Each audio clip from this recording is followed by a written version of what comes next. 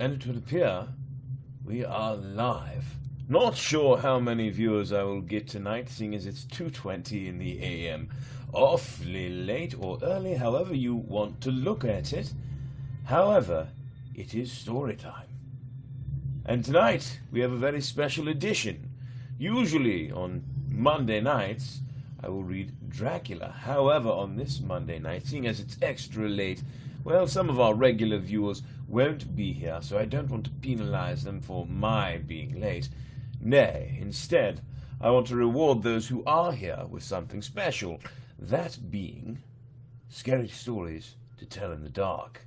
First things first, our first commenter there, Trisha, gets a very special huzzah! Huzzah, Trish! Thank you for being here. Thank you for being here. And I'm glad you're here to enjoy the scary stories to tell in the dark. Thanks for the recommendation as well. Right, so, before we move on to them, first things first, you can find me on Facebook, Brett the Corner. You can find Storytime, 2 words, exclamation point at the end. That is where I give most of my updates. Second, YouTube. My channel's name is bPecorny1.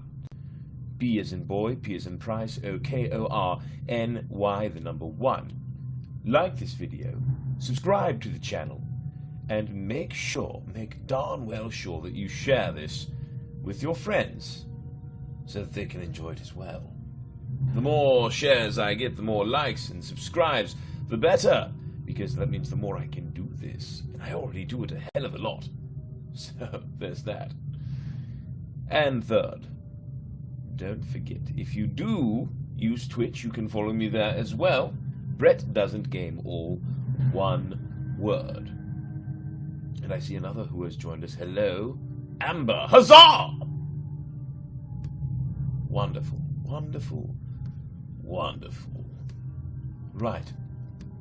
So, that being said, thank you all for being here. And, welcome to Storytime. Late night edition.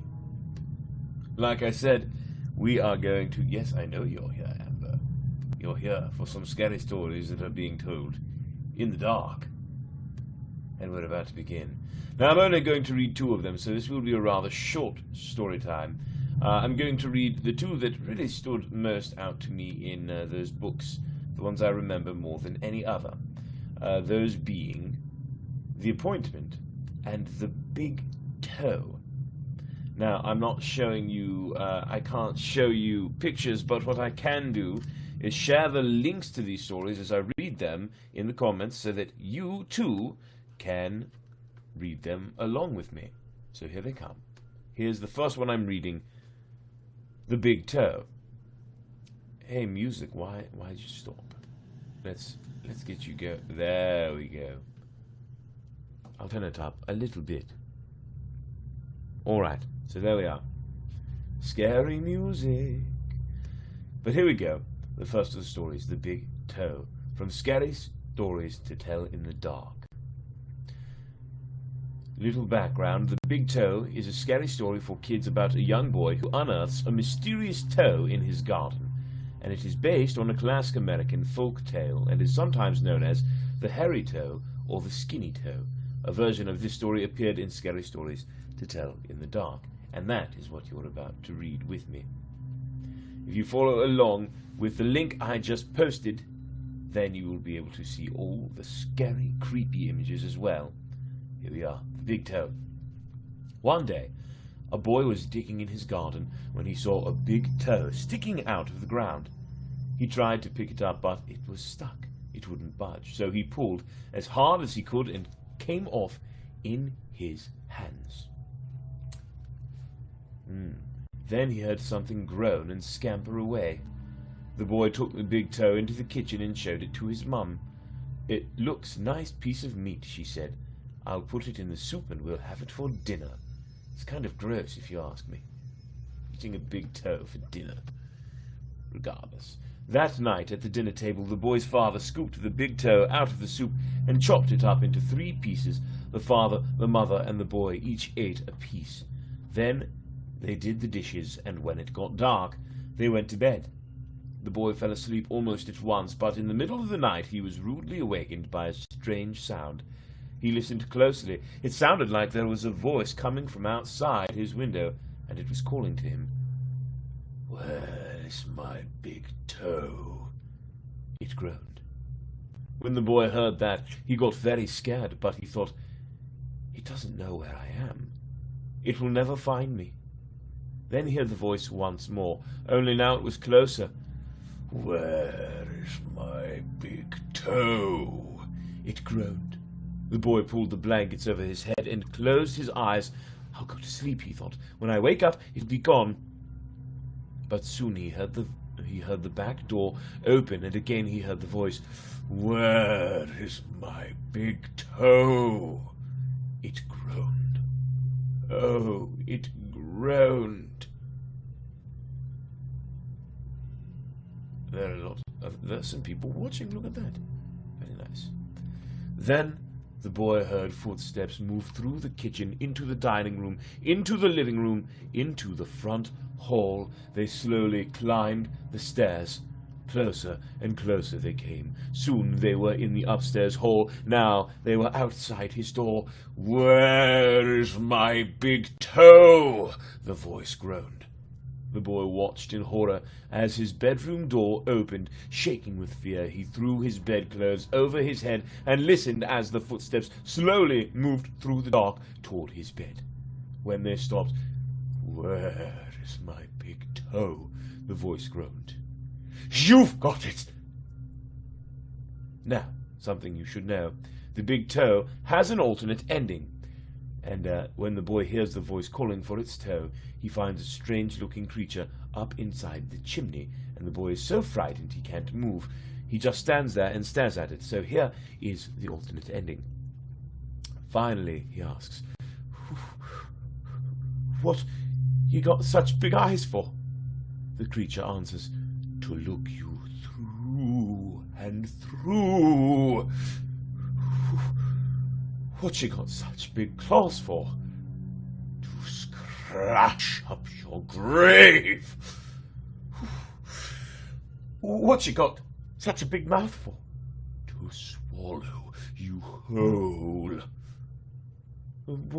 "What you got such sharp teeth for?"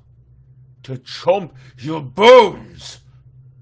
And that's the end of the big toe. That's the end of the story.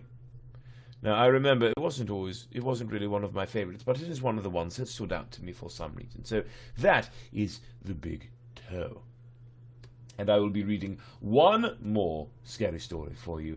This one I did quite enjoy. I remember it's a clever little story. It's fun, a little spooky, but not too bad. And allow me to share the link here. Let's see. That's fine. It's late. The one in the chili. Yeah, I suppose so. It says one watching, but there's 4 of us here at my place. Did a good job with a movie on this one. I love these stories. I didn't see the movie yet. I need to watch the movie. Regardless, that was the big toe. And here is The Appointment. This one was one of my favorites. So please, follow along. Here it comes. And what was that, Amber? The toenail is actually the end of the big toe. You reached the end of the story. Clever girl. Tell me if you catch that reference. Anyway, here we are. Let us finish the evening with one more scary story to tell in the dark. This one's called The Appointment. The Appointment is a spooky story for kids about a teenage boy who has a frightening encounter with death. It is based on an ancient fable called The Appointment in Samara. One version was retold by W. Somerset Maugham, and another version appeared in Scary Stories to Tell in the Dark. And here is the one from that book. There was a 16-year-old boy who got a summer job working on his grandfather's farm. One morning his grandfather sent him into town on an errand to buy some provisions. The boy drove the pickup truck into town and parked outside the market. As he was walking along the street, he was jostled by somebody in the crowd. When he turned around, he was shocked to see it was the Grim Reaper, Death. As he stood there in the marketplace, Death beckoned to him. The terrified boy jumped back, ran back to the pickup truck, and drove back to the farm as fast as he could. When he got there, white-faced and trembling, he told his grandfather what had happened.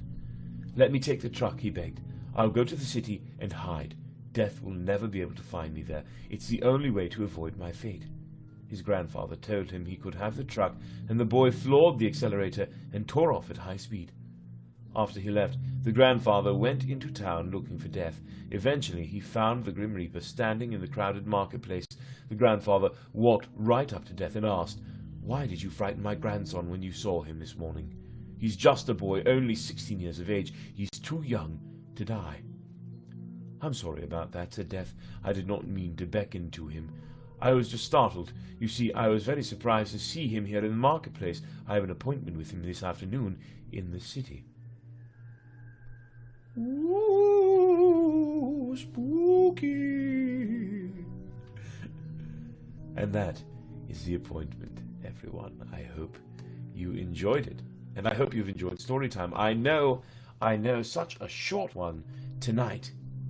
Oh, I'm so sorry, Amber. Did I need to turn the mic up? Were you unable to hear me? That's strange. I gotta see it. Right. I'm sorry I did not see your comment asking me to turn my mic up a bit. I didn't see it earlier, that is. But I suppose I'll have to do that next time. Either way, tonight, that's the end of Storytime. So, much love. I bid you adieu. Thanks for watching, those of you who are here.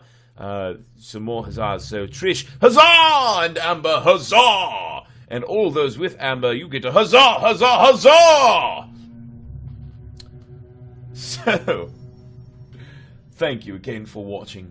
Much love. I appreciate you being here. And until next time, that being tomorrow night, likely on time. Well, no, it's probably going to be late tomorrow as well. Just a heads up, probably going to be late tomorrow, but we will resume Goosebumps. So, have a good night. And until then, keep it spooky. I don't know why I said that. Follow on Facebook, follow on YouTube, follow on Twitch. Brett Picorni, Storytime, B Picorni1, Brett Doesn't Game. You got the channels, you find them and you follow them. Like and subscribe, guys. See ya.